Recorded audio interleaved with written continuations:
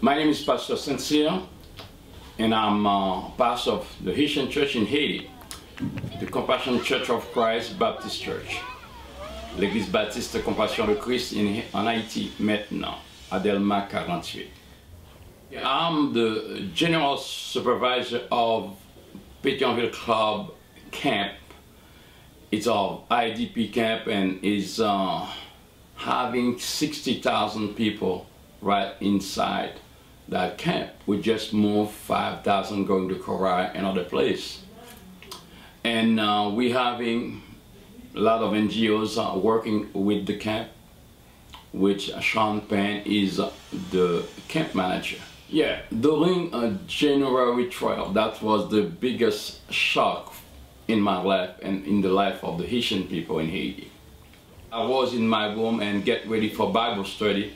My wife was praying in the room and we heard the shake. I thought that was something else. When I came out, and that's the time I found out that was the earthquake on January 12 to 2010. And as I looked, and somebody was working with me, and I took him to the hospital, and I stopped and found out a lot of people had broken legs, took them, and that took me 2 hours and a half.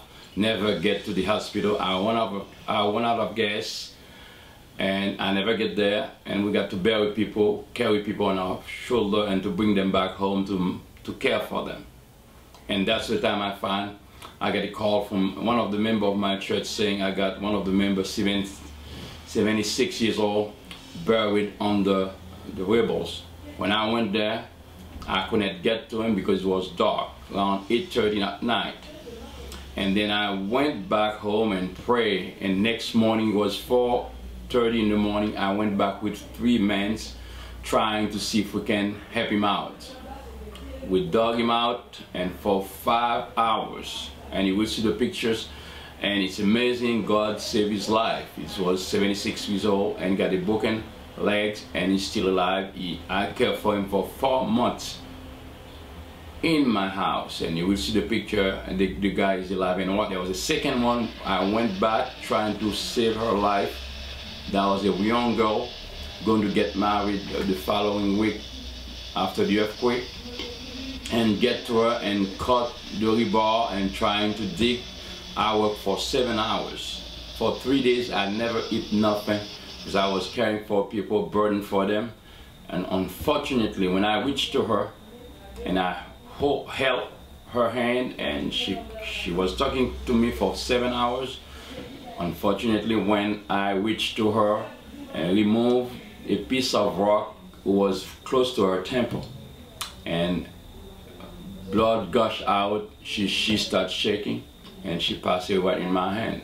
I still got that flashback every day in my life, because young girl, 22 years old, and pass out, and many of them like this, and that was very, very sad to see things like this happening right under your eyes. As I was waiting, the 3rd day, God burdened my heart to go to the camp, and my issue was because people been saying that was God's judgment on Haiti, and I said no, God spoke with my heart, it's not the God judgment, because I see voodoo priests still alive, I see wicked people around me still alive, I see nice people die, I see young kids die. I said, no, it's not true. And I went with my equipment, sound equipment in the camp. And I was saying, God, if you allowed me to get fuel for my generator, I will go. I spent from 4:30 in the morning to 2:30 in the afternoon trying to get gas. Fortunately, at 3:30, I got 5 gallons of fuel. I went back, I started the service in the camp. I was burdened to tell people it's not God's judgment, and God's still in the throne, and God's still good. God still loves you. Those dreaming people need to be cared. We care for them, we talk to them. I got a guy who was going to die, kill himself, a pastor. The first day I went, the second day he called me, said I was going to kill myself, but you come, I got hope. I hear the word. There was one young man who was having so much. All the members of his family died. The U.S. Army was giving MREs in the camp. He said, I drank hot liquor. I couldn't die.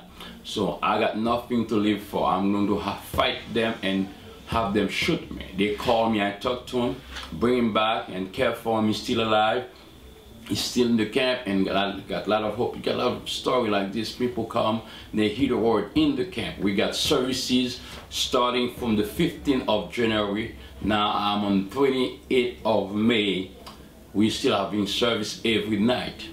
And God Burden Help Ministry in Florida, North Carolina, to send us a tent, which tent we're using now because we've been having service under the sun, under the rain. We stand in it's muddy, we stand there.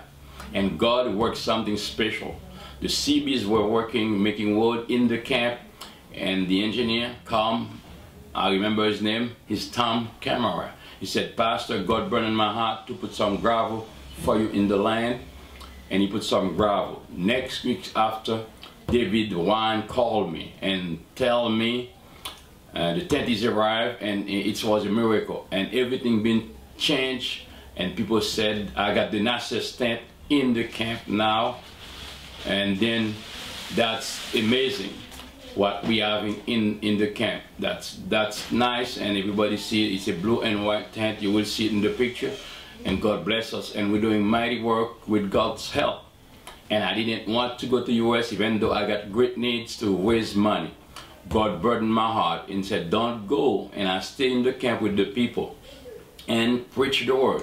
We got 1,400 people get saved up to now. We need Bibles for them. We need to care for them. Yes, so as I was working and the word spread out, and the camp of Pétionville become a well-known camp, a landmark for all the camps, because my presence, not me as per se, God in me, because I make sure, I said that nobody should steal nothing in the camp. Whatever come for the people should go to the people.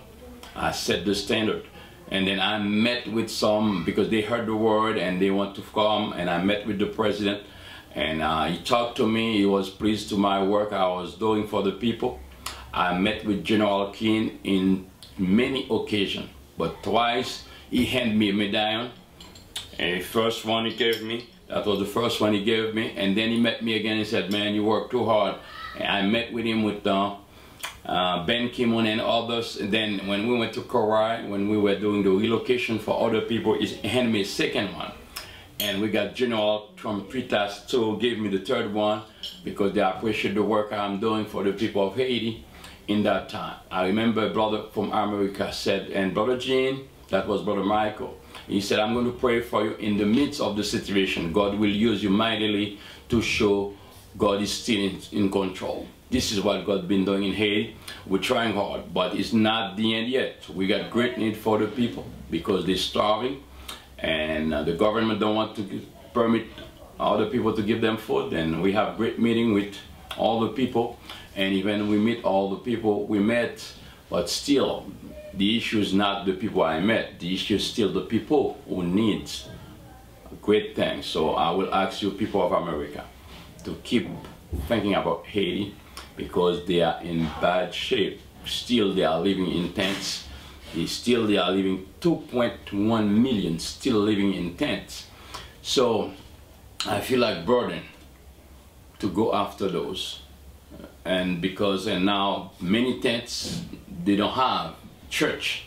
So I'm burdened to get one church, strong church in every big tent cities. So people will hear the word, because a lot of people never hear the word because they've been inside the house. Now they are in the camp, they got no choice. If we preach, they have to listen. They got to make their mind up and find out what they want to do. And that's the issue here. And we got so many needs for the people. Please pray for the people of Haiti, because we got a lot need to be done in Haiti. And I will say to the people of America, to the people of the world, it's important to burden for Haiti now. That's the time to pray and act. Thank you for those who sent. Thank you again for those who pray for Haiti. My church is destroyed because it's been condemned, because they inspected, it needed to be demolished completely. And the school was housed in the same building, and I was living in the same building. And the needs now to continue to do the work, the school and the church, and I and my family, is to have a piece of land we can buy right now. They're very expensive, but I know by God's grace, by your help, you will help us out to get that piece of land so we can house the church again. Because the camp is for a time, but we want to continue to do God's will, and we're burdened to do it. God bless you, and I look forward to do more with your help. Thank you very much, the people of America.